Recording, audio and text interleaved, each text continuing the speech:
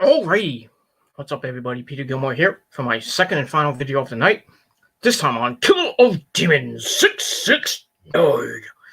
Thank you all for watching. Make sure you like this video, hit that subscribe button down below, and subscribe to all my other channels, which are down below in the description box. And as always, friend me on Facebook, follow me on Twitter, share this video all over the internet. But don't forget to tap that bell and get notified when I do my videos, so YouTube can hopefully send out my videos to you. And if not, well, too bad for now. I'm sorry. So like the video, subscribe, share the videos all over the internet, and tap the bell to get notified when I go live or when I do a video. And don't forget to friend me on Facebook and follow me on Twitter. Do it now. That was a big one. All right, ladies and gentlemen, on this late Tuesday night, October the 6th, 2020, or if you're now watching from somewhere else, it is now October the 7th, 2020. It is time for your late and out-of-date Monday Night Raw review for October the 5th, 2020, from the Thunderdome in Orlando, Florida, at the Amway Center. Well, Monday Night Raw this past Monday was horrible. Fucking horrible show. A little bit more progression towards Hell in a Cell. We got another match announced. We had Bray Wyatt on the show. We had a pretty decent main event. We had some interesting things with Mustafa Ali and Retribution. We'll get to that in a minute. And we had some other things happening on the show. But before we get into that, check out my video about the passing of Eddie Van Halen. If you didn't know that by now, Eddie Van Halen passed away today at the age of 65. He had a long battle with throat cancer, and he could not win the battle, and he passed away today. So a lot of people did tributes today.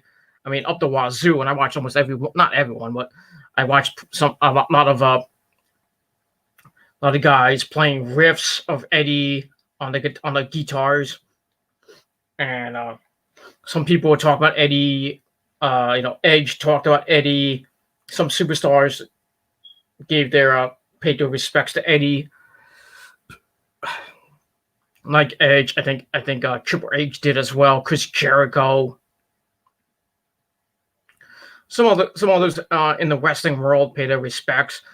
Zach Wilde put something up on Facebook and I think on Twitter, paying his respects to the god of all time, Eddie Van Halen. And some others in the music world pay their respects to Eddie as well. Wolfgang Van Halen, his son, put up a nice picture on his Twitter, saying that he's still in shock over his dad's passing. He probably never get over it. Sucks to lose a family member, especially your dad or your mom or your sister or whatever. But it just sucks. And the music world lost a true giant, and Eddie Van Halen, and the man will not be replaced. There is no other man or woman on this planet that can replicate what Eddie Van Halen did for the music world. Now, if there was no Eddie Van Halen, there would be no Randy Rhoads, there'll be no J.K. Lee, there'll be no Zach Wilde or Adrian Smith or Chris Howarth or Randy Whitesell or any fucking guitar player for that matter. Without Eddie, there would be none of them, probably. I mean, Zach would be his own person, but but I don't think there will ever be another Eddie Van Halen. There will never be another Eddie Van Halen around. Even nobody can replicate him. I don't think anybody could.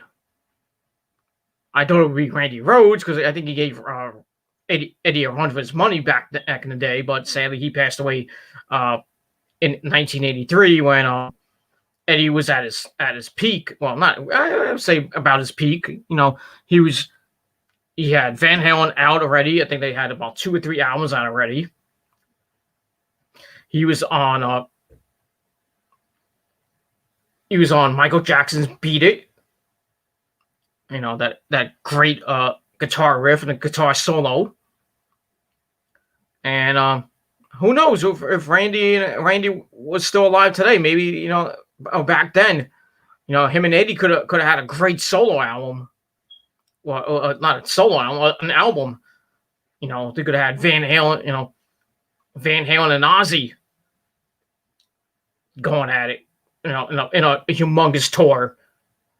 That would have been awesome. Had the two gods of metal and the two gods of the guitar back to back. I mean, I think Ozzy would have. Well, I don't know. Ozzy probably would have opened for Van Halen back then, but who knows what would have happened? But I know Van Halen did go on tour with Kiss and Black Sabbath back in the day, and many other bands in the '80s and part in the '90s and a little bit of the 2000s when David Lee Roth, Boozy came back to the band, and then Wolfgang joined the group after Michael Anthony and Sammy Hagar left to form Chickenfoot and Sammy Hagar in Circle. Well, just a shame that we lost a true giant in Eddie Van Halen, and he will be missed in the music world. So Eddie, right there to you, man. I don't know how Van Halen does it, but it's like things like that or like that, something like that. So I missed the guy already. I feel like, you know, like I said, I feel like picking up my guitar, and now I got to dig it out from my my junk, the junk in my closet. I got to pull it out, get it fixed, get it cleaned up, and then got to bring some of my accessories from storage out and get my amp out and find somewhere to put it. Maybe I'll jam some Van Halen. Not that I can play a lot of Van Halen, but because, you know, I can't replicate Eddie, but I can give it a good old college try. Not that I'm, I'm no Eddie Van Halen on the guitar, but I'm pretty decent. I'm not bad, but I just haven't played it in a long time, so I might be rusty when I play. But, you know, one day I'll get it out and play some tunes for you. But it is what it is. But Eddie will be missed. He's one of my influences, along with David Gilmour and Jimi Hendrix and Zakk Wylde. You know, but I lost my childhood. Another guy from my childhood. I grew up on Van Halen back in the '80s. Not my first metal band that I grew up with. That's Ozzy, of course. But I knew of Van Halen back in the mid '80s with Ozzy and with Pink Floyd, with, you know, all those other heavy metal bands back in the '80s, like Def Leppard, Bon Jovi, and the like, you know. And I found out about Van Halen, you know, when I played Jump. When I found out, I like the first Van Halen album I bought was 1984. Then I had to go back and buy Diver Down and Fair Warning and Van Halen 1, Van Halen 2. And after that, when Sammy Hagar came into the group, I bought OU 812, 5150, Balance, you know, and all that other great stuff until Sammy left and Gary Sharon took over. And then I was like, I'm not going to buy any more Van Halen. So after that, it went. Then when David Lee Roth came back, I thought they were going to do something. They toured for a little bit. They had that one album they came back with, which wasn't that good. You know, with Wolfgang on bass and Eddie there and Alex. It didn't feel right. You know, I missed Michael Anthony.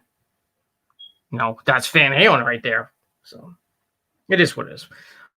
Well, that's it. So check out the tribute video down below in the description box on the Metal God channel. Give it a like, give it a thumbs up. And for all you haters who gave it a thumbs down, well, fuck you. So that's all you can do. Just give me views. So keep at it. That's all you're doing is give me views and subs. Love you a long time. So fuck you and suck my dick. And that's all I got to say about that. All right, everybody. It is time for your Monday Night Raw review on the Killer Demons channel. I was going to do it last night when I fell asleep. I fell asleep right after Raw went off the air, and I was still in a lot of pain. I still am in a lot of pain with my leg. I have a really bad case of sciatica. I was supposed to work yesterday, but I went to urgent care because I was in a tremendous pain. And with I was supposed to get a patch, but something happened with my medical insurance that I couldn't get it. Now I'm waiting for approval from my medical insurance to get the patch that I need, not the regular lidocaine patch or other like aspirin or anything. But I have to buy that just for now. But hopefully I can get that within the next coming days and put it on my leg and my back. And I have to get a back brace now to work. So eventually I'll be getting that in the next coming days, and I go back to work on Thursday. I go back for the rest of the weekend, Thursday, Friday, and Saturday for long hours. So, but just sucks. Just my hands are like my knuckles are all numb. It's hard to freaking grip anything. I'm a fucking mess, man. I'm a fucking mess. I've been popping muscle relaxers to help out. They're not working. Ibuprofen, not really working much. I've been trying to stretch out. Can't do that. I'm a fucking mess, ladies and gentlemen. I'm a fucking mess. But hopefully in the next coming days, the pain will go down and I can function at work and not be in a lot of pain. I can't really bend down that much. I can barely walk at times. It's very painful. Sciatica is not something to be happy about. I've had it before, and I had to go to physical therapy for about 2 months. So I'm probably gonna have to go back again, because if it doesn't get better by at least by next week, I might have to go back to urgent care and get it looked at, and then have to make a point. Now I have to make an appointment with my medical doctor, have it looked at, and then probably get referred to physical therapy, and I got to go to physical therapy on one of my off days. Probably be Tuesday when I need an off day, when I have an off day. So I have to go early in the morning to physical therapy, be there for like 3-4 hours, and then come back, and I basically have no time left for work. I mean, no time to do anything, because now I got to be with the missus, and it's pain.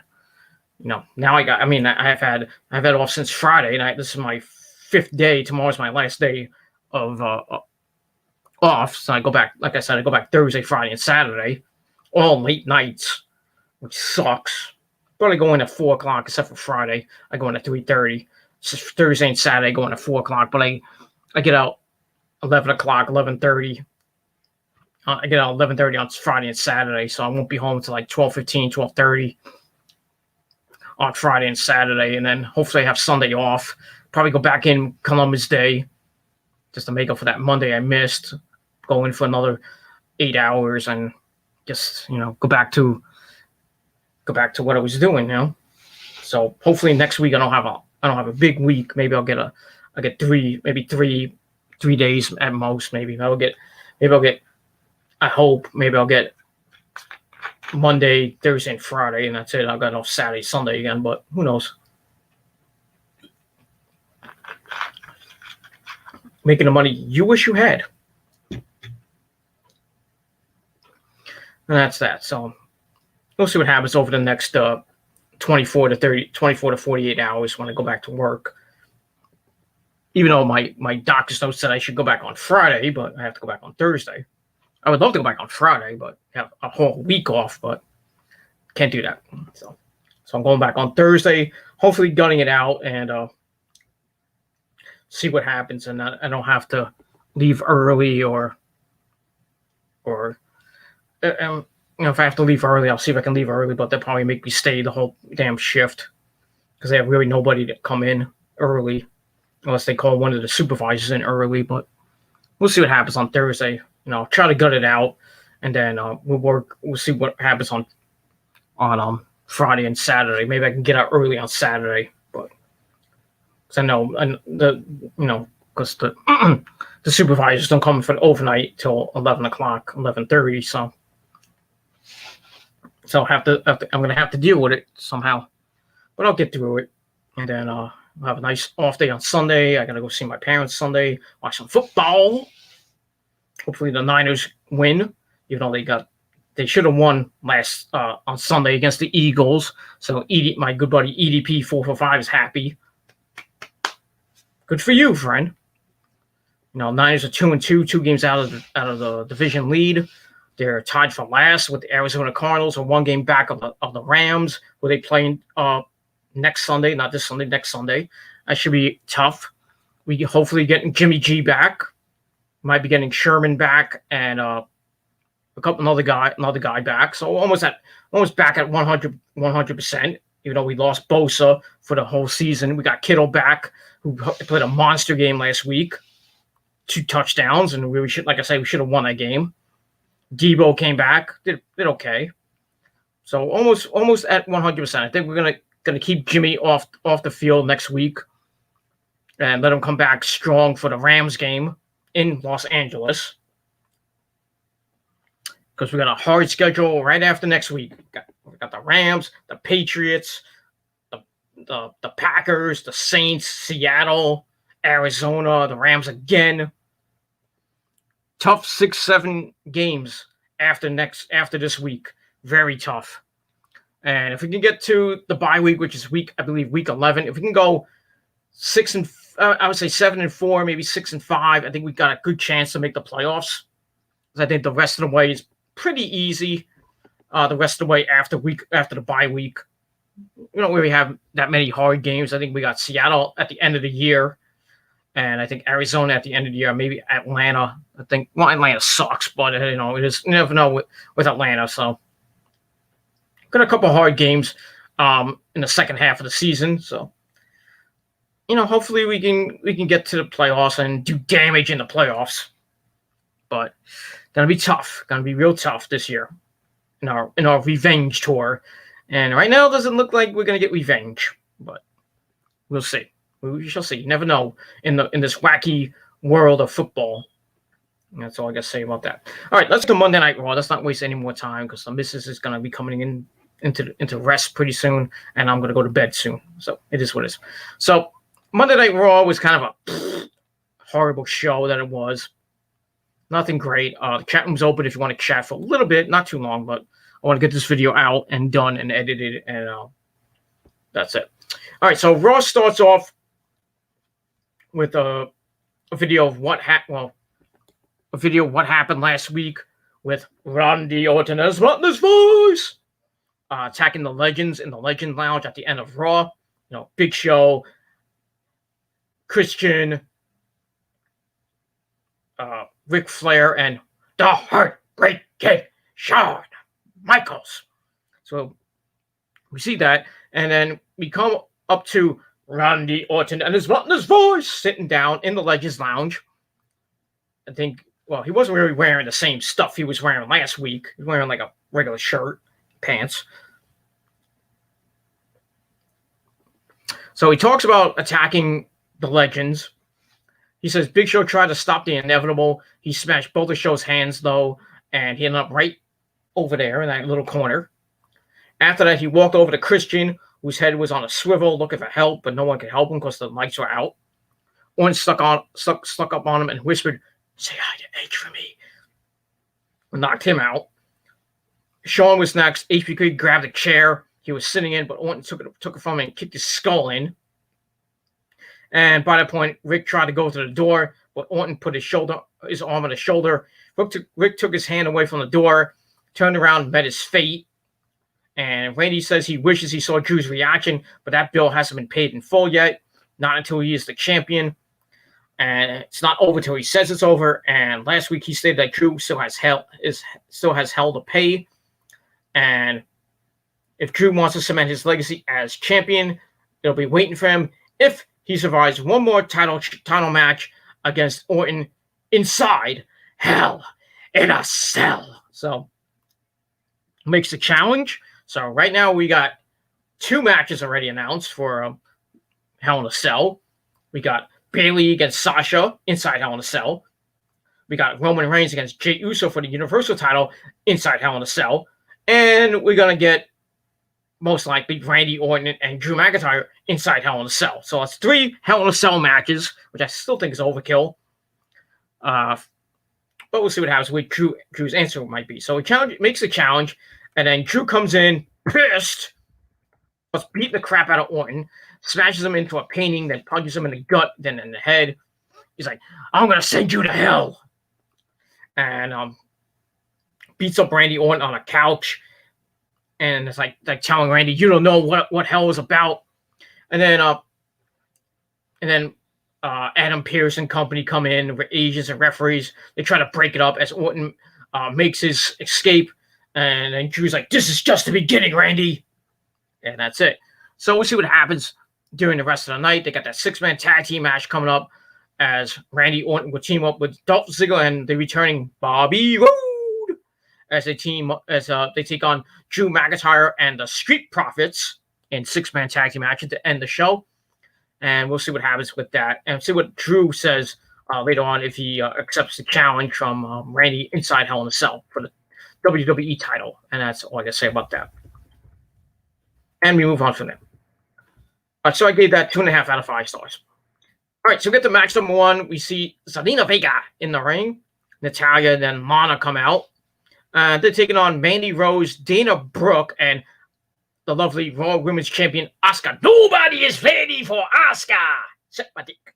And she makes a good kalagi if you watch her YouTube YouTube video today. She made some kalagi, which isn't, I never tasted it, but I would love to try it. But it is what it is, and that's that. Not that I've had a lot of Chinese food in the last month or so. I'm trying to cut down on my Chinese food.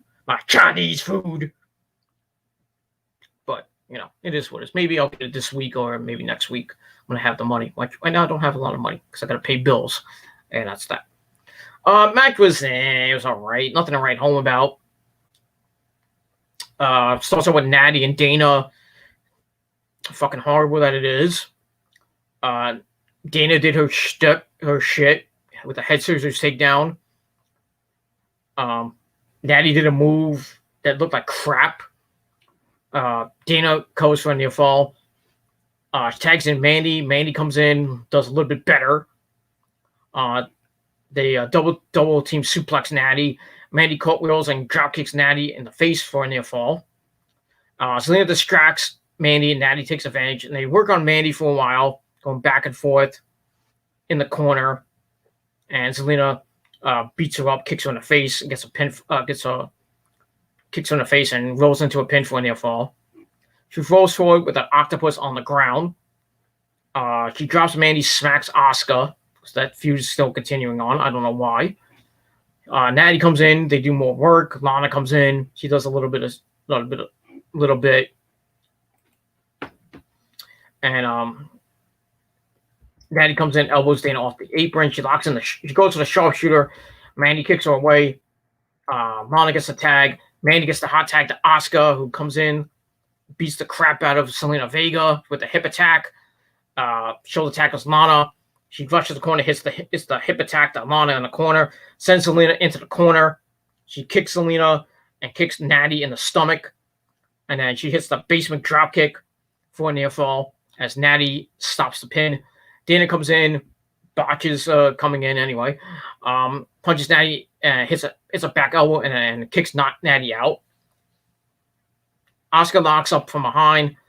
Mandy gets the blind tag. Asuka misses the hip attack and hits an elbow on Lana. And then Mandy hits the running V trigger and covers Lana 1, 2, 3. So they get the win. So Dana Brooke, Mandy, and Asuka get the win. Blah blah blah blah blah blah blah blah. And that's all I can say. But that match was So I gave it 2 out of 5 stars. That's that.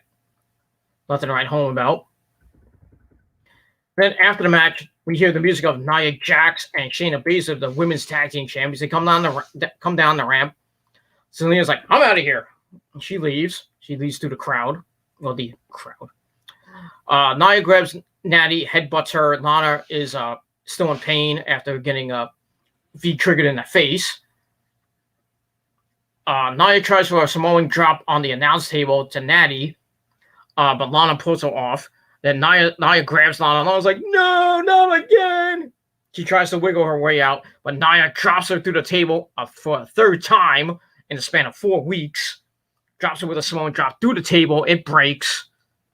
And Nana is laid out once again. And that's all I got to say about that. So I gave the Aftermath 2.25 out of 5 stars. You know, this Nana should not be there. She should be with Miro in AEW. She's just getting the burial treatment just because Miro is in AEW and in enemy territory. She's getting the punishment. And that's all I got to say about that.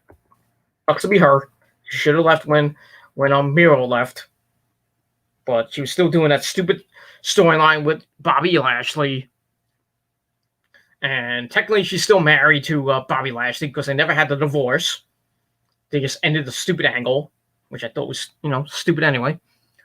And, excuse me.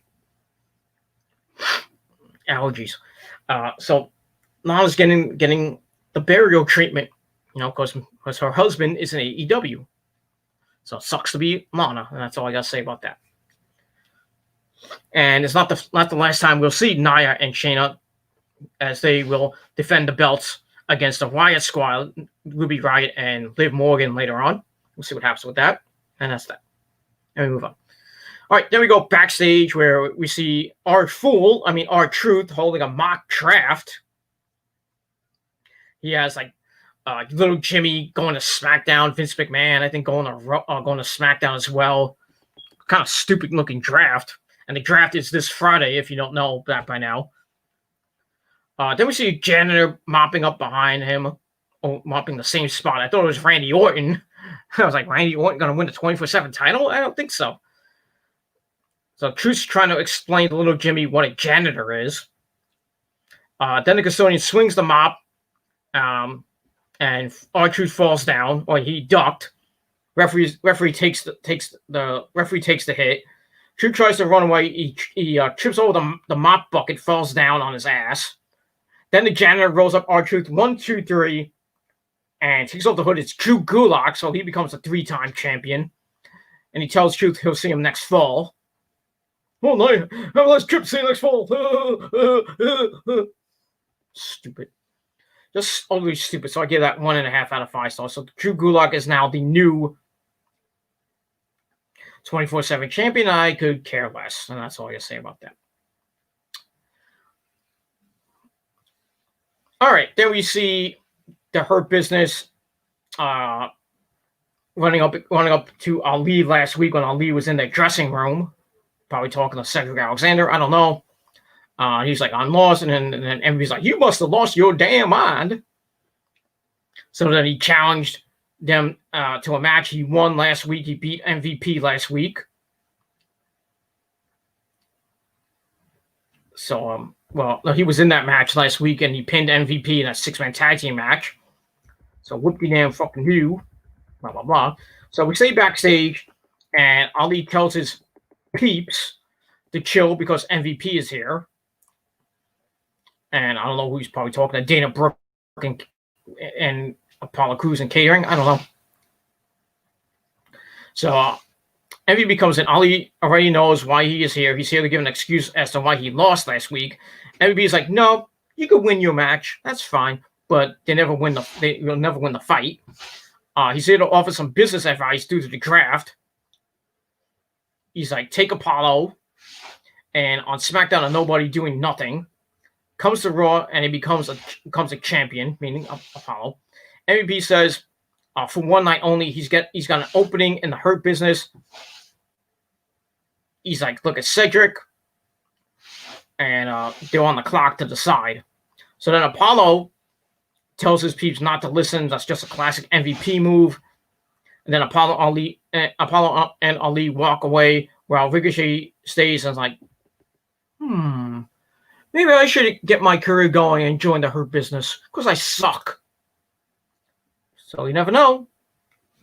You never know. Ricochet might turn on Apollo and Ali, join up with the Hurt Business. To counteract Cedric. I don't know what happened to Cedric. I think he's doing some training or some shit. And that's that. Whoop-de-damn, fucking you. and that's that. So I gave that 2 out of 5 stars, and that's that. All right, then we go to the ring with the Monday Night Messiah, Seth Rollins and his buddy, his disciple Murphy. They go to the ring. So Seth's like, and then Murphy's like, I'm not giving you the mic. And then Seth's like, we talked about this. Give me the fucking mic. So eventually, Murphy gives the mic to Seth. Well, before he gives it to him, really, he's got something to get off his chest. He says for months he's been the ideal's disciple. He's done everything Seth asked him to do, plus more. But he said the last couple of weeks, though, he can't continue to be his disciple if Seth doesn't apologize. But not to him, to Aaliyah, for what happened last week when he exposed her DMs to Murphy. So see that. Then Seth's like, give me the fucking mic. And takes the mic out of his hands and it's like, and asks if he understands who Murphy is talking to. He says he saved him. He went easy on Aaliyah. And he could have exposed much, much more, meaning her true feelings about her family, how Dom is the chosen one, how her parents don't acknowledge her accomplishments, stuff like that. How bad Aaliyah wants Murphy's dick. I don't know. It is what it is. Seth said he is the Messiah and Murphy is the disciple. Messiah? Disciple. Messiah? Disciple. And that's that. Then we hear the music of Dominic Mysterio comes out as him and Humberto Carrillo will take on Seth and Murphy in tag team action. So they come out. They attack Seth and Murphy. They hit a side Russian leg sweep to Murphy. Humberto sends him out of the ring. They hit a drop kick to Seth, which sends him outside as well. Humberto hits the ropes and dies just as Dominic dies off the top rope on the Seth. So they lay him out right before the match. I gave that 2.25 out of 5 stars. Here's what it was. And then we get to the match. Match was right, nothing to write home about. Also with Dominic and Seth continuing their little shtick. Seth drops him with a tackle, gets a 1 count. Axe handle to the back, then another one. So Seth's working on Dom for a while. And then Murphy comes in on a blind tag, comes in to stomp out Dom. And Seth's like, you can't tag me. So he comes in, starts beating up on Dominic some more. He starts yelling at Murphy to get on the apron and don't tag in until I tell you to. Well, until I tag you in. So Dom blocks the right hand, elbows Murphy again, dives for a tag. Seth catches him and hits a gut buster for a near fall. Then he locks up from behind. Seth turns this into an abdominal stretch. Murphy comes in to argue with Seth. Seth's like, I don't need you. And then Dominic gets the top tag to Humberto Carrillo, who goes to work on Murphy. Sends Seth outside with a big boot. Rushes the corner, then goes on the apron, hits a shoulder, then a right hand to the face.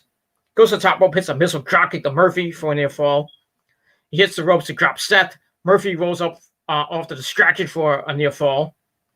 Then he hits a big DDT for another near fall as Dom picks it up. Seth comes in and sends Dom outside. Dom sends him into the barricade.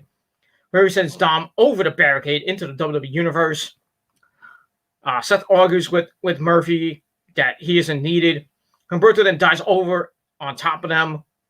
Then he sends Murphy into the ring. He kicks Seth, and then he goes to the top rope. Humberto dies, but Murphy gets up, hits a really sick knee strike right to Humberto Carrillo's face. Comes in for the 1, 2, 3. So Seth Rollins and Murphy pick up the victory. Match was all right. Gave it 2 out of 5 stars. And that was that. And then Murphy just leaves the ringside area as Seth's like, we won, dude, we won. Come on, hug me. That's that. That's it. So we'll see what happens with Seth Rollins and Murphy. And that's that. All right, we go backstage. We see Adam Pearce just standing there, doing nothing, doing what he does best, just standing there. And then we see Braun Strowman walk in, and he's like, I didn't drive all this way to do nothing. I want to fight. So Adam Pearce is like, well, you're on SmackDown. But you can fight on SmackDown. Then you might just Braun mentions that Raw Underground's no more. Thank God. So, and Adam Pearce like, you're on Raw, you're a SmackDown superstar, you can't be here. But Braun wants blood, and Adam Pearce like, well, I can't give you a match, but I can give you an exhibition. And Braun's like, what the hell is that? You don't know what an exhibition is? Okay. So he leaves, and then Adam Pearce says, I'll give you an exhibition. And then Braun's like, okay, I can live with that. So he leaves, and then Keith Lee comes in. He's like, he drinks his water, whatever he was drinking, Gatorade or something like that. And he looks at Adam Pearce. He goes, sign me up. So we're going to see Braun Strowman take on Keith Lee in an exhibition match, which should be pretty damn good. We'll see what happens with that. And that's that. And then Keith Lee leaves, and Adam Pearce like, Keith Lee wanting some competition. All right. We're going to bury him anyway. That's that. So it is what it is, and that's that. And we will see what happens with that. And we move on. So I'll give that segment 2 out of 5 stars. And then we stay backstage with Murphy taking off his wrist tape and throwing it, pissed off still with Seth Rollins. Seth comes in from the gorilla position, says like, I'm not going to apologize for anything I did. Everything I've done is for the greater good. That's stupid greater good shit. In fact, you, Murphy, need to apologize to me. And if you want to keep being my disciple, then you have until 10 o'clock and find me and apologize, or there will be hell to pay. So I'm like, wait a minute. I'm going to see Murphy and Seth inside Hell in a Cell? I hope not. I thought it was going to be Ray and Seth, but that's not going to happen. Maybe, may or may not happen. We'll see. Not that we need a 4th Hell in a Cell match. This ain't Lockdown, where every match is inside a steel cage. We're not going to get every single match inside Hell in a Cell. That'd be too much for WWE. But they could do that, but you never know. So we'll see what happens with that. So we'll see if Murphy apologizes to the Messiah in the 10 o'clock hour, and that's that. And we move on. So I give that 2 out of 5 stars. All right, then we go to the ring with KO, my good buddy Kevin Owens, who appeared on SmackDown this past Friday night and got beat up by the Fiend, Bray Wyatt. And Alexa Bliss just looking on, and we don't know what happened after that. The little tease from Alexa Bliss. So cuts off the intro, his music, which needs to be changed, and says usually he's excited, but the show has got a different feel. He feels different. He's been feeling this way for a few days, and he knows why. He says people are right. When the Fiend touches you, you change. He says he feels that he's changed, and Friday was the first time he experienced the Fiend. He says it's still with him, the anger, the agony, the dread. Not the dreadlocks, but the dread. And he says there will be no nice chat, so they won't need the chairs. So he throws the chairs out like he needs them anyway. So to Joey, the Sec guy, he's still pissed about what he did. So we get a replay of what happened on Friday night. If you missed it, and you get to watch it. If not, then go watch it on the WWE Network for that lower price of $9.99. So Owen says it's hard to find the words to explain how it felt. The Fiend reaching into his gullet, ripping the breath out of him, even though he was choking on his own vomit. He said he was paralyzed, but he doesn't get it. These dark, tortured souls. First Aleister Black, now Bray Wyatt. Who's next? The Brood, the Ministry of Darkness. That would be something. For Undertaker to come back like that. He says no, all he cares about is the now. Bray Wyatt needs to come down here and have a nice little chat. Time to pack up the puppets and get your ass out here. So then we hear the music of the Firefly Funhouse. The Firefly Funhouse theme, which is always nice to hear. Because we're really glad that you're our friend. And this is a story that will never end. So Bray appears on the screen. He's like, hi, kids. Hi, kids. Hi, Kevin. How you doing? So Bray says he's happy to be on the show. that's what friends do. And he calls Owens his new friend. And he's like, it's always nice to make new friends. So many things to do. Friends are great to have. And then Husky the Pig wonders what happens if they get drafted off Raw. But he's like, nah, not to worry, because brands don't matter. But we all know that Bray's going to be going to Monday Night Raw with Alexa Bliss. You know what's happening. You know what's going to happen. After Bray probably loses to Kevin on SmackDown this Friday night, he's going to appear on Monday Night Raw, probably attack somebody. Or Alexa Bliss maybe attacks Asuka to set up maybe Asuka versus Alexa Bliss for the Raw Women's Championship, which I would do. I mean, Asuka needs new challengers. It's not going to be Mandy Rose. It's not going to be Dana Brooke. So bring Alexa over to Raw. Have her come out and attack Asuka, and then you set up a match for the pay-per-view, and Asuka probably win. Or you have Alexa win the belt for like the 6th time. Well, how many times she's won the belt?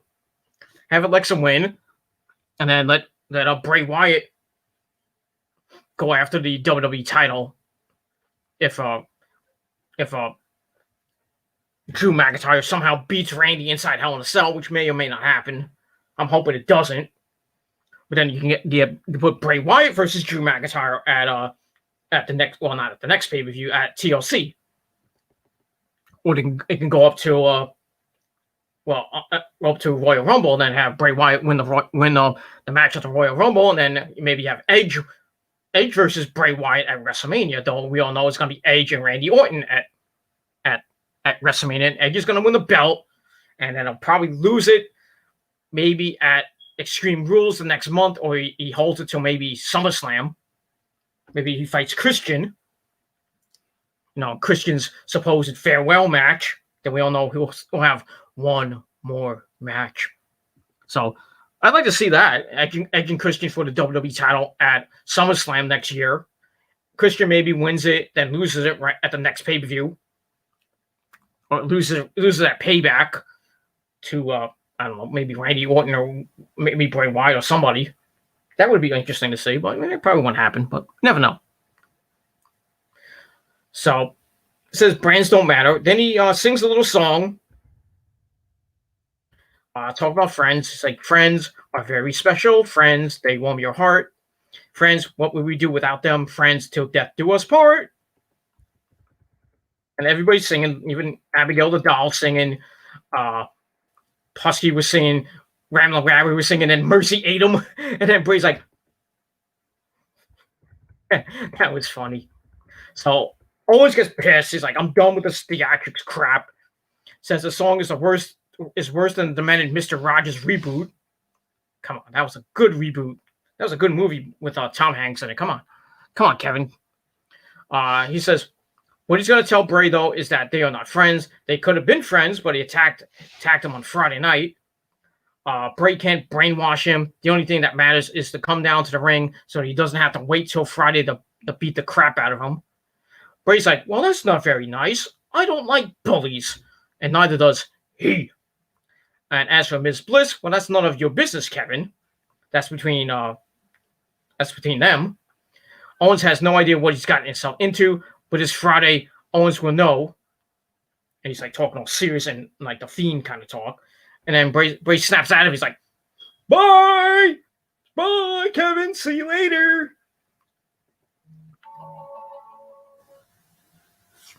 And then that ends. And Owens says, I know this translates to, but I'm not going to wait. If you won't come to me, I'm going to come to you. So Owens goes up the ramp, ready to find Bray Wyatt. And then Aleister Black comes from behind, attacks him. Then he knocks him out with Black Mass to sort of continue their feud, which may have a match at Hell in a Cell. Who knows? Not inside Hell in a Cell, but at Hell in a Cell. We'll see what happens with that. Even if, but I still think it'll make no sense now that Kevin's gonna be on SmackDown. He's gonna be probably drafted first to SmackDown or drafted somewhere in the middle. he's going to go to SmackDown because really he has nothing on Raw to do, and he's got nothing on SmackDown to do. Other than maybe if Bray Wyatt stays on SmackDown and make you feud with Bray Wyatt now, and then go after the Universal title, if they even give him some matches, even though now he's just doing his fucking TV talk show. That's always good for now.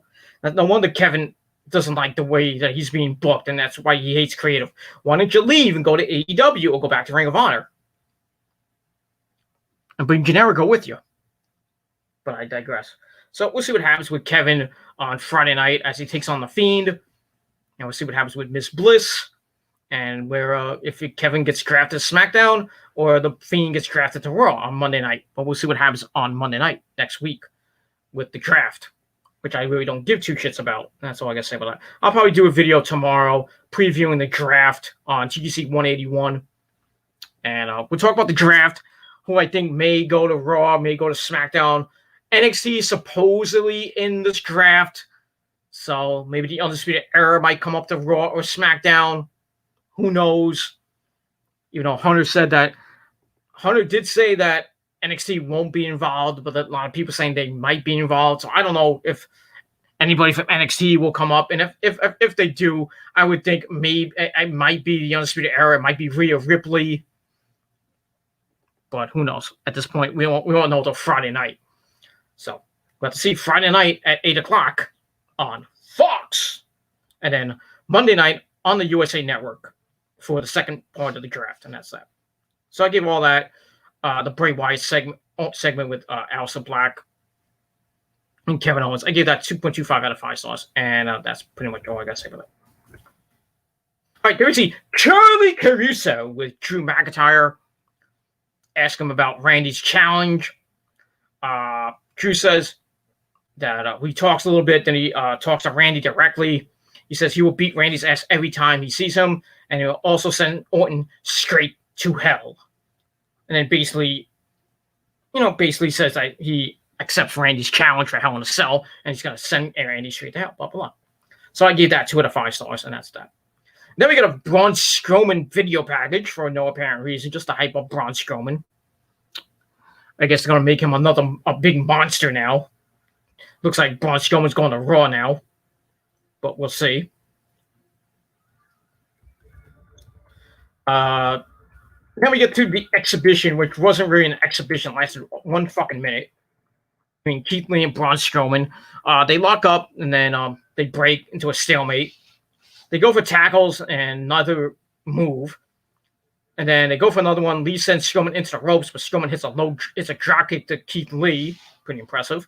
Lee rolls to the outside. Braun rolls out, looks to run him down, but Lee kicks him and drops some big blows to the back. He goes to whip Braun into the steps. It gets reversed, and Lee is sent into the steps, and the referee counts him out. So we get a double count out. So this match I gave 1 out of 5 stars. I didn't really give 2 shits. And then Braun's like, "Are you kidding me? You can't count us out. You're a moron." So then he spears Lee into the barricade. It breaks. And then both men are in the WWE Universe. Braun then makes his way up the ramp. Keith Lee is back up on his feet. He stares Braun down. Braun is pissed. Braun walks down the ramp, gets some more of Keith Lee. Keith Lee launches up off the steps onto Braun. And they fight up the ramp as Jamie Noah and Pat Buck try to stop him, and referees as well, but they can't do shit. Lee sends Braun into the LED board at the top of the stage, messing that up. And then Pat Buck and Jamie Noble try to stop Keith Lee, but Keith Lee's like, "I ain't done yet."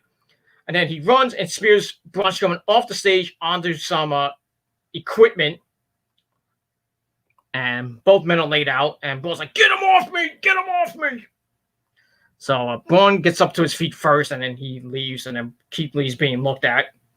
So it looks like we're going to get a Braun Strowman Keith Lee feud, or another match probably next week.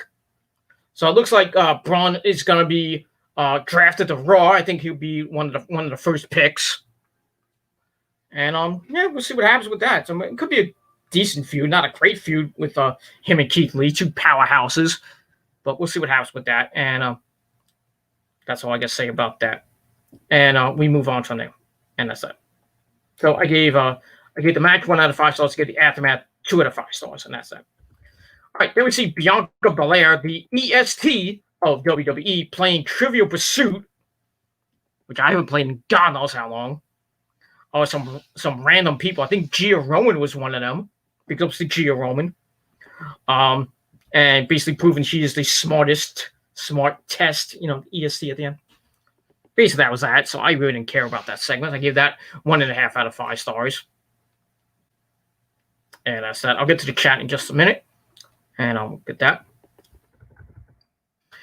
All right, then we go backstage. Drew Gulak's talking about his book. He has a book out? I didn't know that. And being prepared. Troop then pops up to call him Orton, says that's the worst Gulak costume he's ever seen. Gulak knocks over a trash can, and Akira Tozawa is in it. This fucking triple threat crap. Troop back body drops Drew into a bin of garbage. And then Akira jumps in, and they wrestle, so we don't know what the hell is going on. But the referee makes the 3 count for some odd reason, and R-Truth comes out of the garbage with the title for the 42nd time.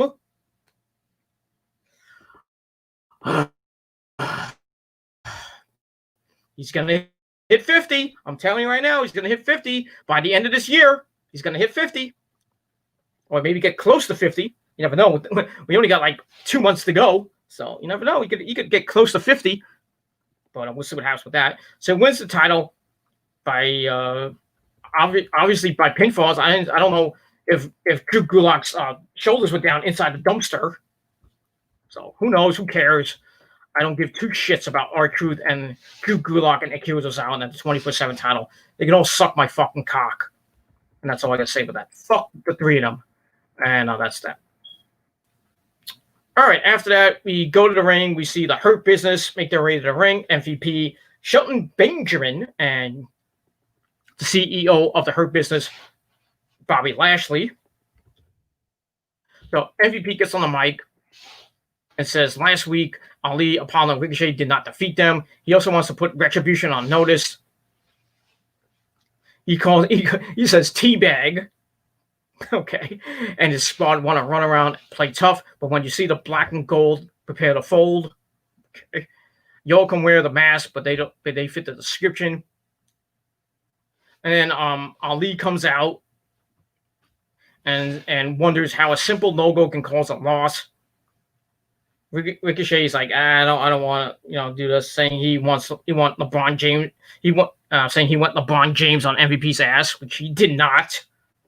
Because Ricochet fucking sucks. And that's that. So we get to this match. It was all right. Nothing to write home about. It's also with Shelton and Ricochet. Ricochet bounced off the ropes, goes over and can't get a tag. Sunset flip into a rope, but Shelton stops it and locks on an armbar. Ricochet escapes, and Shelton tags in Lashley. Lashley with a body slam for an air fall. Then they start working on Ricochet. MVP yells at Lashley to fold his ass up. So they beat the crap out of Ricochet for a while. Hitting some near falls out of that. And then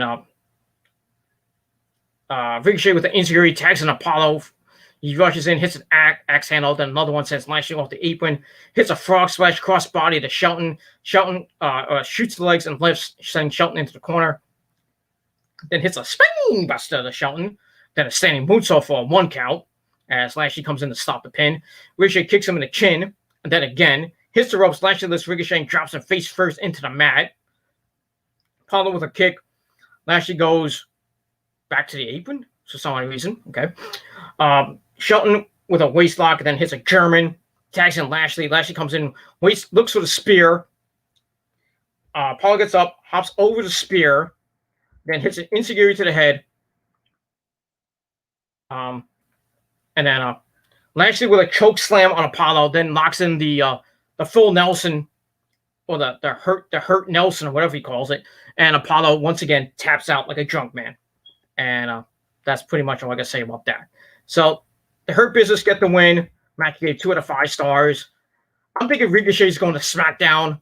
I mean, really, I don't care where he goes. He really should go back to NXT. Just my opinion. and suck there. But I think Ricochet's going to go to SmackDown, suck there. And that's pretty much all I got to say about that. It's going to be in Titus Catering with whoever's on SmackDown. That's all I got to say about that. So we'll see what happens next week. Well, this Friday on SmackDown. But that's all I got to say about that. But really, Ricochet needs to go to SmackDown, and that's that. All right, before we finish up, let's get to some chat, and that's it. All right, we got my good buddy Thomas Herrera. I haven't seen him in a while. He's in the chat. So what's up, Thomas? Gives it a 5 out of 10. That's what I gave the show. It wasn't really a good show. Yeah, I agree. A shit show. Nothing to write home about. Main event wasn't even that good.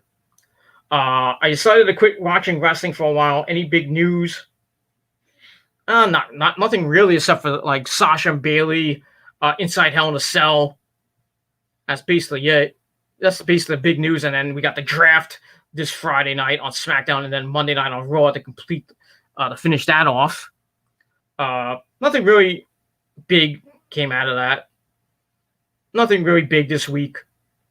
Besides Eddie Van Halen dying today, which sucked. So that's that. Also, just saw that Cody Rhodes has a tattoo on his neck. You've been out of wrestling for a while. He's had that neck tattoo for a couple of months now. And also, Rusev and Ryder are on AEW now. I missed a lot. Yeah, you need to get back into the program, my friend. Well, it's not named Rusev's not Rusev anymore. He's named Miro. He's the best man, and he's setting up Kip Sabian's bachelor party, whenever that is. I don't know. So he hurt himself. I think it was 2 weeks ago. So we're not gonna see him wrestle for a while. I think he hurt his ankle. Sucks. But we can still see him in vignettes with Kip Sabian and Penelope Ford. We'll see that. Cody is back with brown hair now. He re-dyed his hair, and he's back now. Now he's facing Brody Lee in a dog collar match this tomorrow night for the TNT title, which is going to be a bloody fucking brawl on Chris Jericho's 30th anniversary show. That should be fun. We'll see what happens with that. That's going to be the main event. Zack Ryder is no longer in AEW. His contract ended. I don't know if Cody's going to re-sign him or not, or he's going to go maybe to TNA and be with his buddy Brian Myers. Or he just doesn't do anything. Just bangs Chelsea Green for all we care. Because they're married now. So, yeah. That's all I got to say about that. So there's your recap. Also, just notice Roman Reigns is a heel. To be honest, I like him better as a heel with Paul Heyman. But in the other side, Lesnar will be back. Heyman will backstab Reigns. Basically another CM Punk storyline. Yep, that's what I think is going to happen. And probably be happening maybe at the Royal Rumble or before WrestleMania. I think by WrestleMania, I think that's when Heyman's going to turn his back on Roman, and he'll team up with Brock Lesnar. Brock Lesnar will probably beat Roman. Maybe at WrestleMania, though, they're thinking of doing The Rock versus Roman for the title at WrestleMania, and have Roman beat The Rock, and have The Rock announce Roman as the tribal chief of the family, of the Anoa'i family. But you never know. Brock could come back and win the Royal Rumble. Though a lot of people saying Edge might win the Royal Rumble. So maybe we might not see Brock Lesnar for a while. Who knows? But yeah, if Brock does come back, I see Heyman turning on Roman, costing him the title, and Brock will get the Universal title back for like the 19th time. Whatever, that's that. But we'll see what happens with that. So I guess this upcoming WrestleMania is going to be Reigns versus Lesnar main event. Boring. Maybe, like I said, it might be. They might do that. If not, if not, it's going to be Brock versus Roman for the title, and then Edge versus Randy Orton for the WWE title. So who knows between now and March, or now in the Royal Rumble. But if it is Brock and Roman again, I really don't give two shits. I wouldn't give two shits about that match because we all know Brock's going to beat Roman. But then again, Roman could beat Brock and continue his domination, He's gonna form this Samoan dynasty type faction with the Usos. So that's what's that high stakes thing he talked about last week on SmackDown. He said that this is gonna have the highest stakes of any match in WWE history. So I think what he means is that if Jay loses, he has to join him, or him and Jimmy have to join him, and then he'll form his Samoan dynasty faction with the Usos. Tamina will probably come over. Probably stay on SmackDown because she's already on SmackDown doing nothing. So we'll get them and Tamina being this big, humongous faction, and then he'll piss off The Rock, and then The Rock appears maybe at the Royal Rumble or the night after the Royal Rumble, or before WrestleMania, and then and we'll see what happens with that, and that'll probably lead to Rock versus Roman at WrestleMania for the Universal title, and Rock will get his ass handed to him, and proclaim Roman Reigns as the tribal chief, and Roman will continue with the belt for another month or two. Probably lose at SummerSlam. If he doesn't lose it at WrestleMania, but he'll probably lose at SummerSlam next year. He's going to go and have a long reign with it, looks like. And that's all I got to say about that. And that's that. The Rock should retire. Fuck him. Yeah, I think he will retire. I think he'll do the match with Roman, and maybe they'll make it a retirement match, or maybe The Rock will come out the night after WrestleMania, says, I'm done. This is my last match. Roman is the tribal chief.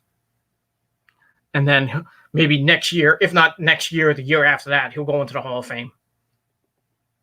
But then again, it could happen next year because WrestleMania is supposedly going to happen in Tampa Bay. It's not going to happen in Hollywood. It's not going to happen at Silo Field in Los Angeles. It's not going to happen at the Staples Center, which they changed it to. Now it's going to be in Tampa Bay, maybe at Raymond J. Stadium. We don't know yet if it's going to have fans or not. That depends between now and March. Even though Florida is now 100% back up and running, even though I think that's a stupid idea. But they're back. They got indoor dining, bars are opening. They got fans at the Buccaneers game this weekend.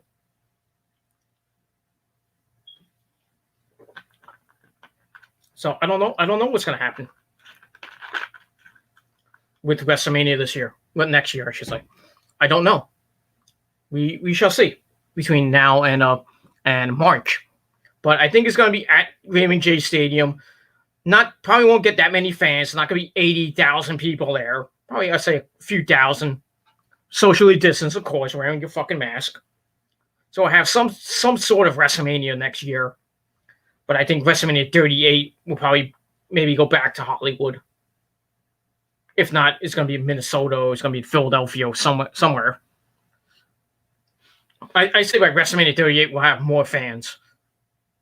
38 or 39, we'll have more fans. We'll get back to normal by then. Hopefully. By WrestleMania, by 2022, 2023, I think all the states will get back to 100%. Even though New York's getting hit again with this fucking virus. And New Jersey. And most of the West and the upper Midwest and the Midwest, like South Dakota and Idaho and Wisconsin. New York's getting hit hard, especially in my old hometown where I used to live. Is getting hit hard. Jersey's getting hit hard again. I think New York City's going to go back to going to be locked down again. I say by the end of this year, New York City's going to be back on lockdown. I can almost guarantee that, but I hope. Not that I care, because they closed schools today in those affected areas in Brooklyn and Queens and a little bit of New York City. So they're closed for the foreseeable future. Non-essential businesses are closed again. So it's only a matter of time before New York and New Jersey goes back to lockdown. Only a matter of time. Not that I care, because it doesn't affect me. Because my job is an essential business, and I still have to go and make the money that you wish you had. I wish we were getting hazard pay like we were back in April Like, we got about a month of bonus pay, or as I called it, hero pay. I wish they do that again, so we get more money. Get I was getting more money. I was getting $18 an hour with the hero pay, so I was getting almost $20 an hour with that. So maybe they'll do it again. Who knows? That's that. I mean, if he gets beat by Roman, fuck you. Roman's gonna beat The Rock, so get ready to get pissed, and that's that. I'd rather Cena beat The Rock one more time than Roman being Roman. I'd rather not see Cena at WrestleMania. I know he says he might make a comeback. You never say never with Cena. So we might see Cena at the Royal Rumble. He might be in the Royal Rumble this year or next year. He might be at WrestleMania. Not that I give two shits. I just don't want to see him and a Rock for a third time. I just don't. Even though they're knotted at 1-1, so somebody has to win that feud. So I just don't want to see it though. But fuck Cena. That's it. At least babyface Roman, if it's heel Roman, I'll be okay with that. It's probably gonna be heel Roman facing The Rock. So who wants to see heel Rock again? Do you see Orton getting the title soon? Yes, at Hell in a Cell. That's that. So you see WWE worse than before. It's been bad since 2016. Maybe 2015 if you think about it. The last 4 or 5 years have just been bad, really bad for the WWE, and it's only going to get worse. It's only going to get worse. They're just waiting for 2021 to come around and see if they can, get better ratings. But Raw sucks. SmackDown's not even doing that great. NXT is up and down. NXT can't beat AEW in the ratings, except when AEW has really bad shows, which is rare. But NXT can only pull between 600 and 800,000 views right now. And AEW is pulling just about 800 to a million views now on Wednesday nights. And I think this Wednesday night they're gonna pull a big rating.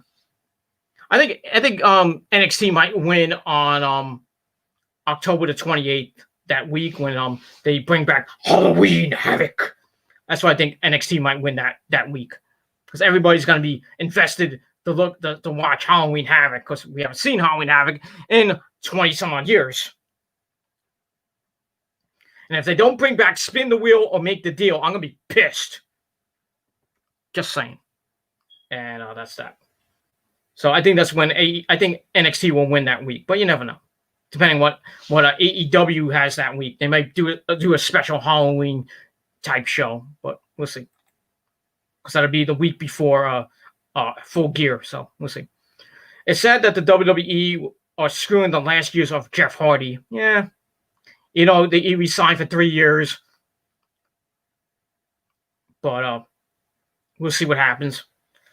He might get the Intercontinental title back. He might go for the Universal title, maybe win the Universal title at some point before he leaves. But as long as he brings back no more words, that's what he said he was going to do, which may be at the Royal Rumble, maybe at WrestleMania. I'm all fine with that. But they're just screwing up Jeff Hardy. They don't really give two shits now that Matt Hardy's in enemy territory. They're just punishing Jeff Hardy like they're punishing Lana. That's that. I feel bad for Jeff. I feel really bad. He shouldn't have re-signed. He should have told Vince to go fuck himself and go to AEW, be with Jeff, and have them win the tag team belts at Double or Nothing next year. But we'll see. Well, that could have happened, but you never know. WWE aren't making any iconic characters. No, they're just fucking everybody up. Which is the problem, yeah. So that's that. They can't rely on Adam Cole being the face of the company. He's the face of NXT right now.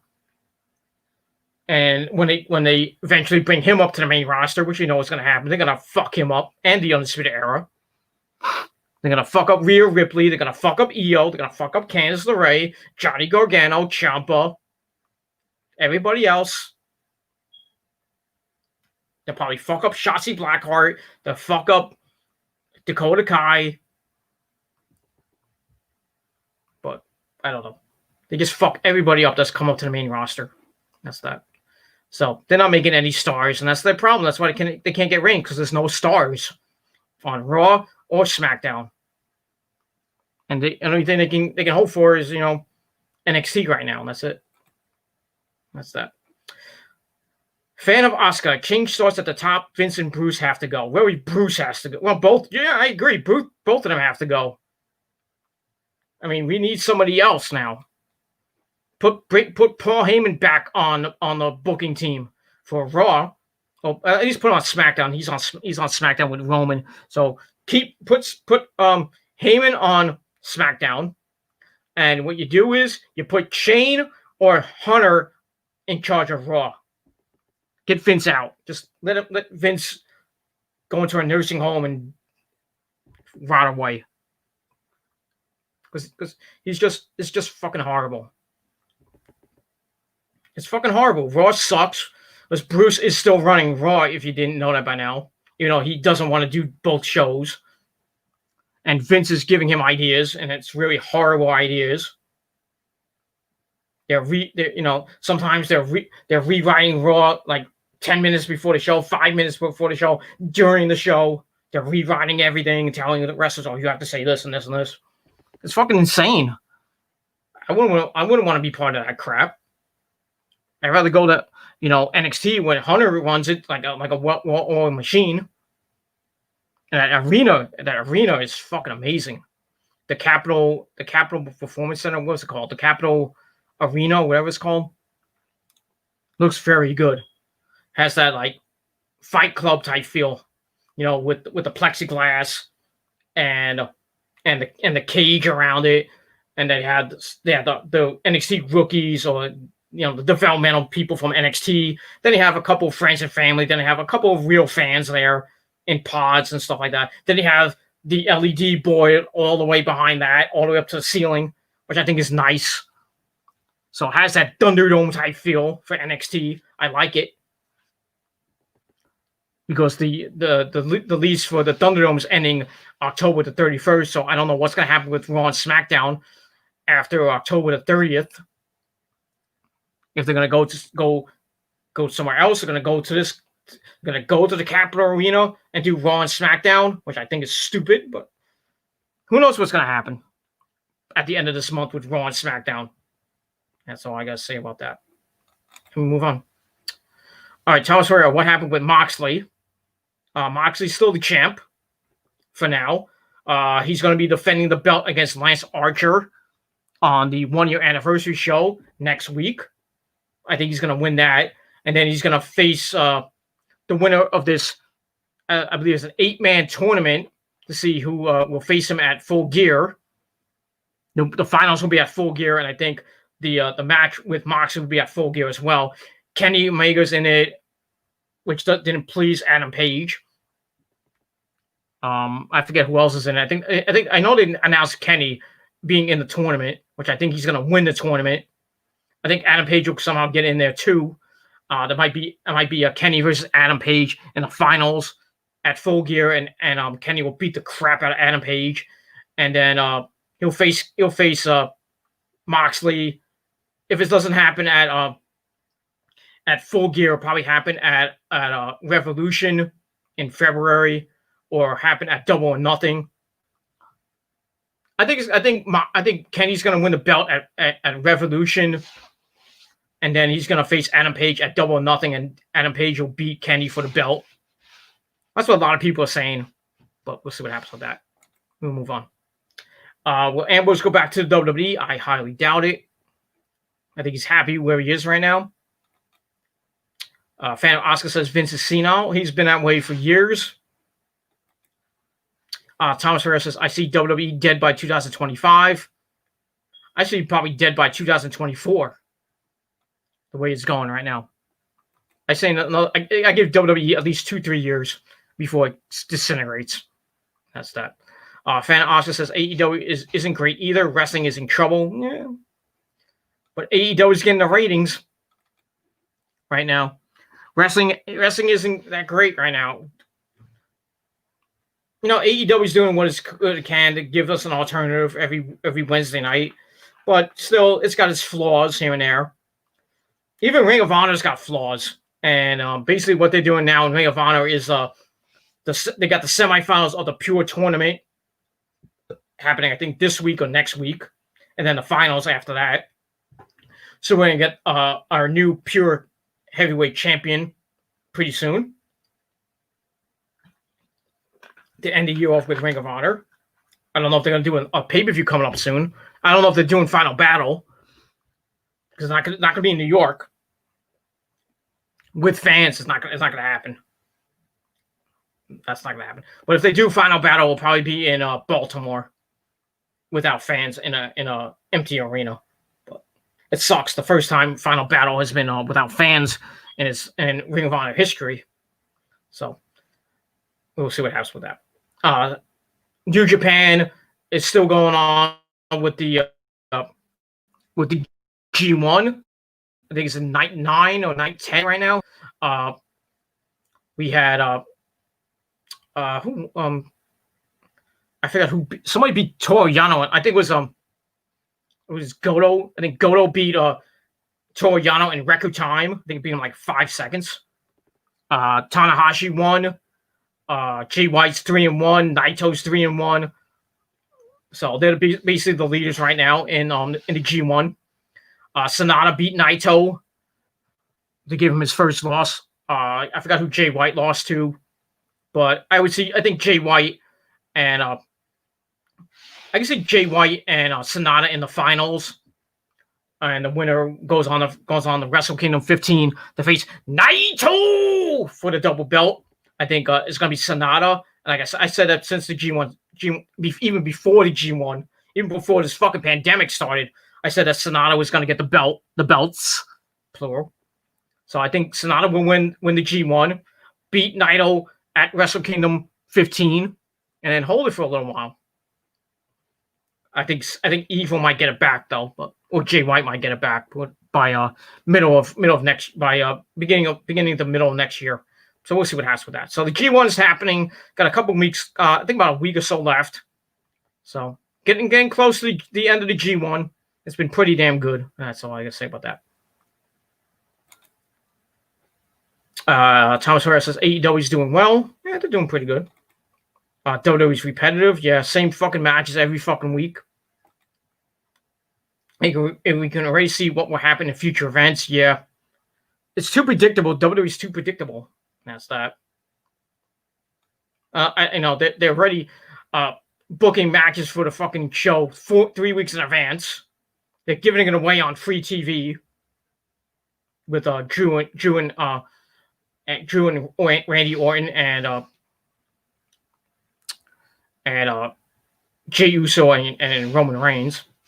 They gave that away, and they really they're having Sasha and Bayley for free this Friday night, even though they're gonna have another match at Hell in a Cell. So I don't know why they're gonna have a match on Friday, but it is what it is.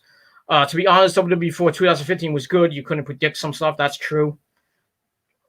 Even with the start of the PG era, you didn't know what was gonna happen from week to week, and then when the reality era, the new era started, just went downhill. That's that. WWE be sinking. That's what I was gonna say about that. All right. Before we get back to the Raw review, Fan Oscar says I'm only looking forward to AEW because they are putting my favorite tag team. Who's that? They're getting TV time instead of being on Dark. Well, that's a lot of tag teams. Is it Sonny Kiss and Joey Janela? Or is it somebody else? But we'll see. I haven't watched Dark in so long, so I didn't watch it tonight. So that's that. All right, so let's get back to Monday Night Raw, and we'll get back to the chat later. So we had the Hurt Business beat Apollo Crews and Ricochet. Whoop-de-damn-do match. So I give that 2 out of 5 stars, and we move on. All right, then we see Murphy walking backstage, and we see Aaliyah there. He's like, I've been waiting so long to talk to you. I bet you've been waiting for that big, massive cock of his too, right, Aaliyah? You 19-year-old. She is 19. Murphy's like 38. I'm in love with a man nearly twice my age. That's what Aaliyah is. I said it from the beginning when they when Aaliyah was right there. I said Aaliyah and Murphy gonna get together and have a crush angle. Have like a semi love story. Aaliyah's gonna care for Murphy. Murphy's gonna care for her. They're gonna probably kiss or something like that. Even though Ray probably won't want that for his daughter. Even though Aaliyah's with some douchebag right now. If you follow her on Instagram or Twitter, she had a picture up with her, I guess her new boyfriend. So she's cheating on Murphy. I wonder if Murphy knows about that yet. So anyway, he walks up to Aaliyah, and Aaliyah's like, I've been waiting to talk to you all night. It's not my fault. It's not me you need to worry about. And she asks Murphy if he's still considering apologizing to Seth. Murphy's like, I don't know. And that's it. So we'll see what happens with that later on. And we move on from there. So I give that 2 out of 5 stars. All right. And we stay backstage with the Hurt Business minus Cedric. I don't know where Cedric is. And they're all happy about getting the win over Ricochet and Ali and Apollo Crews. So we see Ali come up to them. He's pissed. Says he's alone now, and he'll be all alone later in the night. But he wants MVP to bring his goons out because after he's done with MVP, he's going to start on Shelton and finish on Lashley. And Shelton's like, "Ooh," doing the old Scott fall. Ooh. And then Lashley's like, let me kick his ass. So it looks like we're going to get Ali versus MVP later on. Like I give 2 shits, and that's that. So I give that 2 out of 5 stars. That's it. All right, then we go to the ring. We see, once again, Seth Rollins come to the ring. He says the time has come for Murphy to apologize. And he says he waits the apology.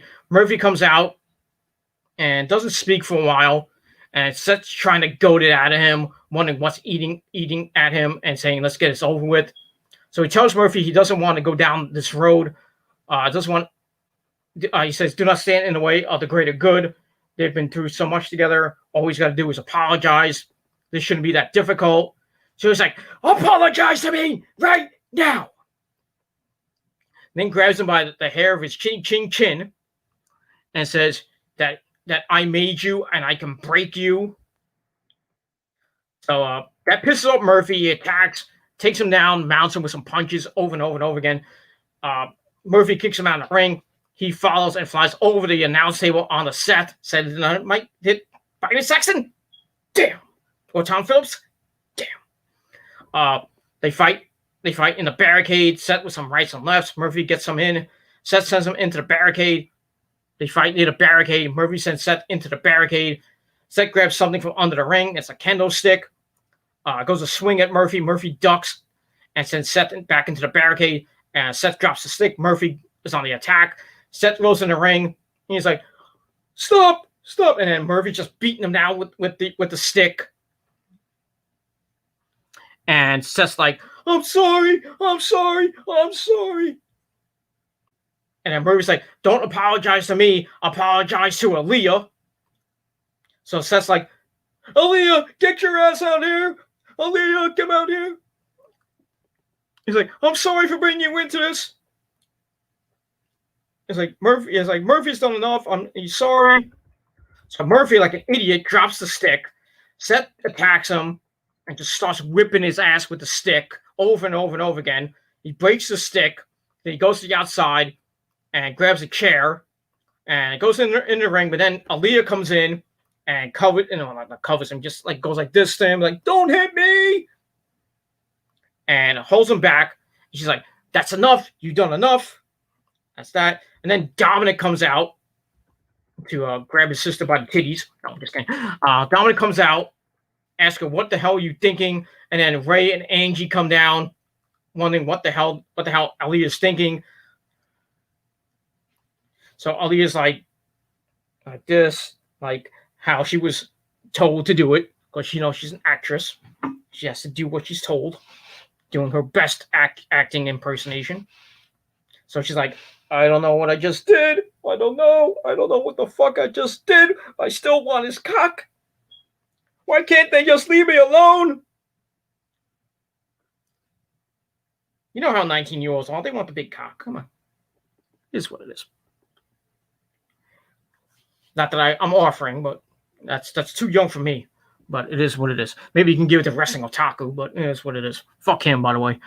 And that's that. So she walks away, and then Ray and Angie and Dominic look on, and then they go to the back, and then Murphy's starting to get up in the middle of the ring. That's that. So we'll see what happens. What more comes of this next week? I don't know. I still think it's gonna lead to Aaliyah, and Murphy getting it on. Not getting it on like that, but you know what I mean. Them having real feelings for each other, and they'll probably have a romantic kiss here and there, or a kiss on the cheek, or some shit like that. They're not gonna go at it full hardcore, because Vince wants that action. You know what I mean? He wants to piss Ray off. And that's basically it. And that's it. So I gave that 2.5 out of 5 stars. And we move on from there. All right, I'm going to paraphrase most of the rest of this card. And that's that. And we will move on. All right, then we get the match number 5 for the Raw for the women's tag team titles. We got the Riot Squad, Liv Morgan, and Ruby Riott taking on Nia Jax and Shayna Baszler. This match should have happened at Classic Champions, but since Shayna and Nia got a little case of the COVID, match didn't happen. So now the match happens on Raw, which we all thought it was going to be anyway. So the match happens, and Shayna and Nia beat the living crap out of Ruby. Ruby's selling everything. Shayna at one point did her best Pentagon Jr. impersonation and broke Ruby Riott's arm. And Ruby's like, oh, shit! Oh, God. She's crying up a storm. They was trying to help out. She's crying. And then eventually, getting near the end of the match, Liv comes in, does a little bit of work. Liv gets a tag DDT to Shayna, and then she comes for a near fall. Ruby comes in, tries for a kick. Nia is in to squash Liv. Ruby sends Nia to the outside, and then Shayna with a knee, then locks in the Coquina clutch, and Liv tries to stop it, but she's too late as Nia lifts her up, and Ruby just taps. She's like, her eyes almost bulge out of her freaking head, and she taps out. So Nia and Shayna pick up the victory. Hope they damn freaking do, like we all thought they were gonna do at the Clash anyway. But they pick up the victory, and they remain champs, even though they hate each other. And that's pretty much all I gotta say about that. So match I gave 2 out of 5 stars, and that's pretty much all I gotta say about that. All right, then we see the Street Profits talking about Bravehearting with Drew McIntyre. Don't care. That's that. Then we get the match number 6. Mustafa Ali and MVP. This really didn't go anywhere. Ali hits a dropkick. MVP rolls to the outside, and then we see Shelton and Bobby Lashley calm him down. MVP orders Shelton and Lashley to enter the ring. They corner Ali as the referee tells him to get out of the ring. And then the lights start flickering. And then we see the Retribution logo. And then the lights go out. And then we see Retribution surrounding the ring. And we see T-Bar, Slapjack, and Mace with a couple of 2 other guys, probably enhancement talent, because Mia Yim and Mercedes Martinez are down with the COVID. So we're not going to see them probably till next week, or maybe on SmackDown. I think they're going to get drafted. Imagine that Retribution gets drafted to SmackDown or Raw. I think the entire core of Retribution will be on Raw. So Mia Yim, Mercedes Martinez, Dominic Dijakovic, Dio Madden, and Shane Dorn will stay on Raw. They're not going to go anywhere. But you never know what's going to happen after that. They might get drafted after the Survivor Series. But, so we get that. So Retribution comes out. So the match is thrown out. So I give that 1.5 out of 5 stars. So they all circle the ring. MVP tells Ali, says, "You're going to help us, or what are you going to do? You're going to sit there looking like a dick?" So Ali's like, "Okay, I'm going to fight with you. We're going to fight these guys 5-on-4. He says, "I got your back." And then Ali's like, "Fuck you guys." Gets in the face of T-Bar and Mace. And then he stares them down. Then he turns around, looks at MVP. MVP's like, he smiles and he's like, "Oh shit." He knows what's going on. And then Ali's like, "Get him!" Like in his best tough guy voice. So Retribution attacks. They send the stairs into the face of Lashley. They make short work of the Hurt Business. T-Bar sound, "This is Retribution." And then they turn to Ali standing at the bottom of the ramp. He gets in the ring, stares at the hard cam, looking at basically nobody. And then the rest of Retribution enter the ring, standing behind him. Ali's like, "Yeah, that's right. I'm Retribution now. Yeah, I'm gonna resurrect my career, even though I should have been the hacker." So he goes from being supposedly being the hacker now to being the leader of Retribution. So he just puts up his hands and goes, and the lights go out, and that's it. That's it. So they hype up Ali's return on SmackDown when he was on SmackDown as trying to be the hacker.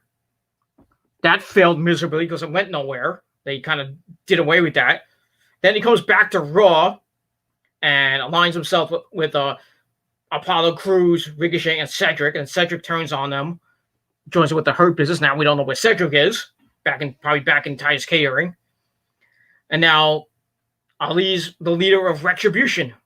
Go figure. It's fucking insane. I thought it would have been somebody else than Ali. Well, thankfully it's not Ricochet. But no, now Ali's the leader. Now at least you can have a Survivor Series match. No, you have Ali, T-Bar, Mace, Shane Doran, and maybe you get another guy. I don't know who that could be. In a 5-on-5 with the Hurt Business and another guy. Yeah, the entire Hurt Business, Shelton, MVP, Lashley, and Cedric, and then maybe somebody else against the Hurt Business in a 5-on-5, or they could do 4-on-4. But we'll see. And that's it. So yeah, Ali is the leader of Retribution. Whoop-de-damn fucking you. So I gave that segment 2.25 out of 5 stars, and that's basically all I got to say about that. And we're gonna move on from there. That's it. So that's it. I'm not liking Ali as the leader. I thought it would have been somebody else, maybe like a Kevin Owens or maybe The Miz. They didn't do it. That's that. All right, then we get to the main event. Randy Orton is not in his voice. Teaming up with Dolph Ziggler and Bobby Roode to take on Drew McIntyre and the Street Profits. Nothing to write home about. They were beating up on Drew for most of the match. Dawkins and Montez Ford did their shtick. We're getting near the end. Ziggler reaches for a tag to Orton. Dawkins is down and out in the corner. Orton kicks him onto the apron, then drags him up for the Demon DDT. Looks for the RKO or the Gilmore Cutter. Dawkins shows him and then hits the Atonement, the Swing Buster. Tags in Montez Ford, goes up top, hits the big frog splash to Orton, but only gets a near fall as Bobby Roode and Ziggler stop the pin. And then Montez Ford hits an Insiguri. Ziggy goes for the zigzag on Montez Ford, but he couldn't get it.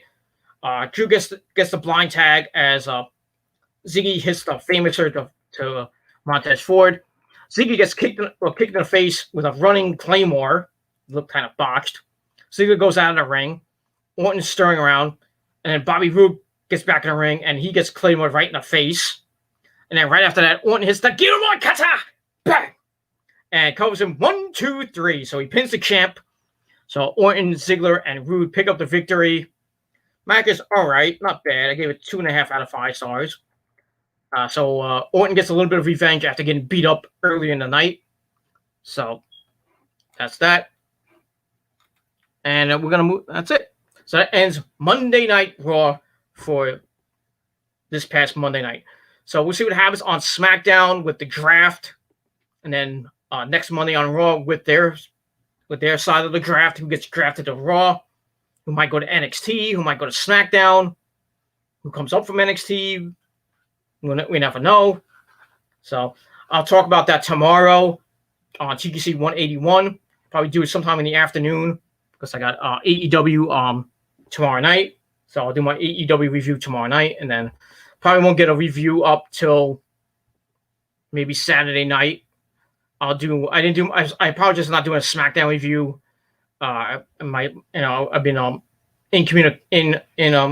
inoperable with my leg injury. I have a sciatica in my leg. So I've been resting, and I haven't had much time to get on the computer because I've been resting my knee and my leg. I took off work yesterday, and I'm off tomorrow. I have to go back in for the rest of the week and the weekend. So got a busy next 3 days. Thursday, Friday, and Saturday. Got to work long hours. Got to work till 11:30 each day. Then I get Sunday off, and I'll probably go back in on Columbus Day for another long day. Then I'll get Tuesday off, and then I gotta see about Wednesday. Maybe I get Tuesday and Wednesday off, then go back in Thursday. We'll see. I think I'm gonna go back to work on Saturdays for the foreseeable future, because the new girl is working the mornings now. She got the morning shift on the weekends, so I'm probably going back to work on Saturdays. It was a couple good Saturdays off, but I go back to work on this Saturday, from 4 to 11:30, which I didn't want. I was hoping I'd go back to my slot from 2:30 to 10, but gotta stay till 11:30. So we'll see what happens with that. So I'm going to go back on Saturdays. Maybe I have to work on next Sunday because one of my supervisors is going on vacation. So we'll see what happens with that. Hopefully I don't have to work Thursday, Friday, Saturday, Sunday, Monday. I don't have to work 5 straight days. I hope I don't. If I do, I hope I get Tuesday through Friday off. But we'll see what happens with that. And making the money you wish you had, and then gain some extra money because I need it to pay bills. I got to pay 2 bills. On Thursday, got my internet bill and I got my phone bill to pay off, which is late, so I got to pay those bills off. And then by the end of the month, I got to pay the cable bill again, and I got to pay my medical bill. So that's 3 bills I got to pay this week. Well, actually 2 bills this week and 1 bill next week. So hopefully I have enough money.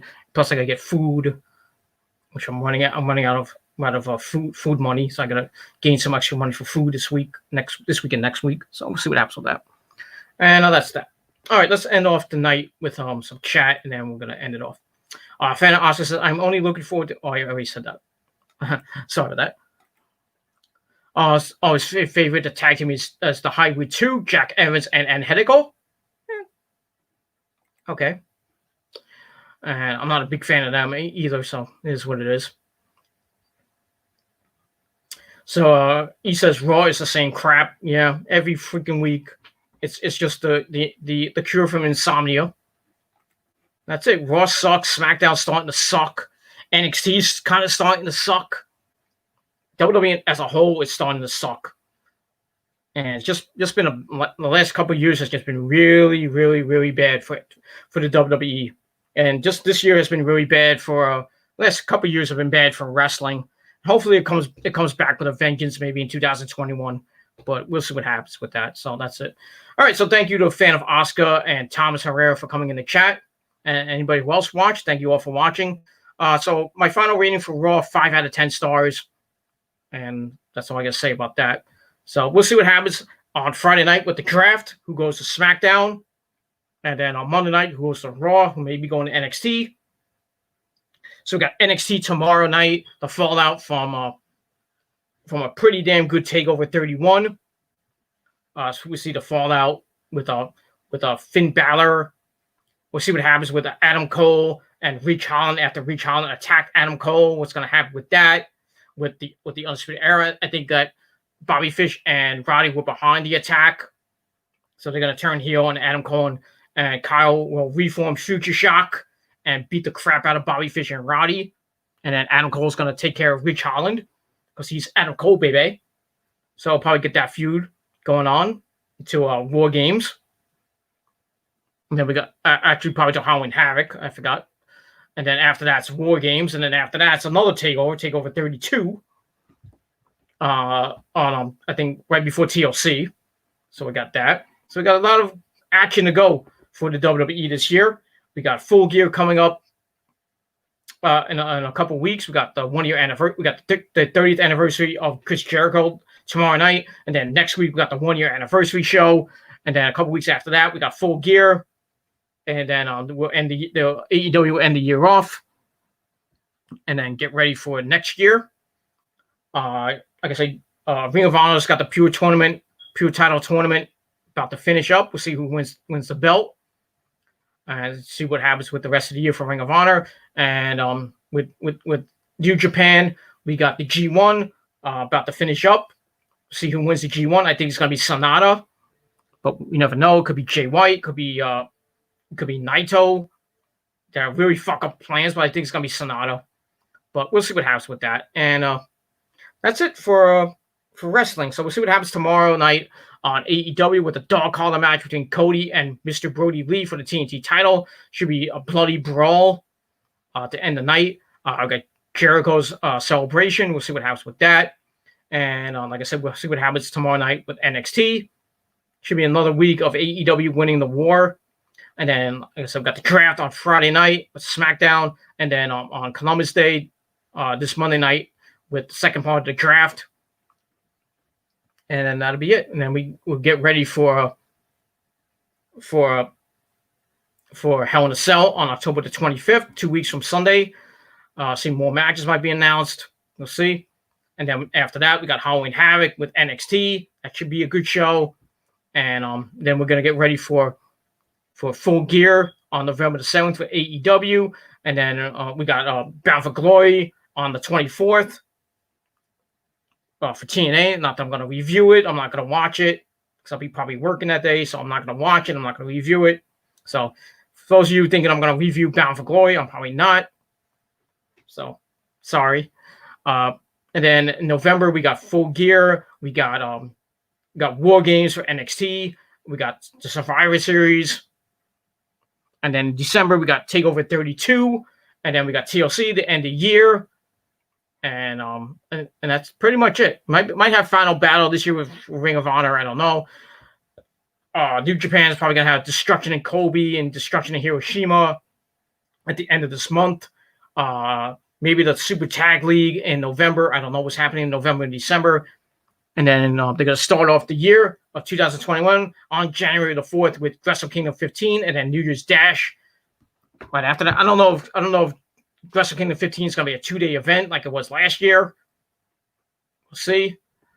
But New Japan's going to start off with a bang next year with Wrestle Kingdom 15 and New Year's Dash.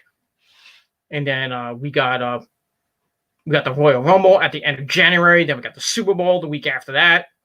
And then I think in February, we'll probably have Revolution for AEW and maybe the Elimination Chamber for the WWE. And I think maybe you'll have TNA somewhere sprinkled in there. Maybe the 19th anniversary show for Ring of Honor. And so we'll see what happens in the next few months. Hopefully wrestling gets good again, but we never know. That's all I can say about that. So that's it. Thank you all for watching. It's 2 o'clock in the morning here in the Northeast. So I'm going to go to bed, edit this up, and get my ass to bed. And then the missus has to go to the doctor. And then I got to do some errands tomorrow. So I'll get that done. And then I'm going to get a TGC 181 done sometime in the afternoon, probably when the missus is away. Talk about the draft, who I think is going to go to Raw and go to SmackDown. We'll talk about that for a little bit. And then later tomorrow night, after AEW goes off the air, I'll do my AEW review. And then probably won't get an NXT review till maybe Saturday night or Sunday. I don't know if I'm gonna do a SmackDown review this week because my schedule is really tough. I'm not gonna get SmackDown up on Friday night. I'm not gonna get NXT up on Thursday night because I gotta work till 11 o'clock. And I'm gonna be really tired. So maybe you might not get a NXT review or a SmackDown review this week. I apologize. So blame my boss, but it is what it is. And that's all I gotta say about that. So that's it for now. Thank you for watching. 5 out of 10 stars for SmackDown. That's gonna be 5 out of 10 stars for Raw. Kind of a blah show. And we'll see what happens tomorrow night on NXT and tomorrow night on AEW Dynamite. So it should be some good shows. And that's pretty much it. So that's it. Thank you all for watching. And I'll see you guys tomorrow with TGC 181 and my AEW review. So I'll see you when I see you, my friends. Thanks for watching. I'm Peter Gomez signing off. Peace out. Rock the fuck on. God bless Eddie Van Halen. May he rest in peace. Watch the video down below. And that's it. God bless Eddie Van Halen. The shred god. I would get my guitar right now, but it's buried in my closet. And I'm not going to go get it. So.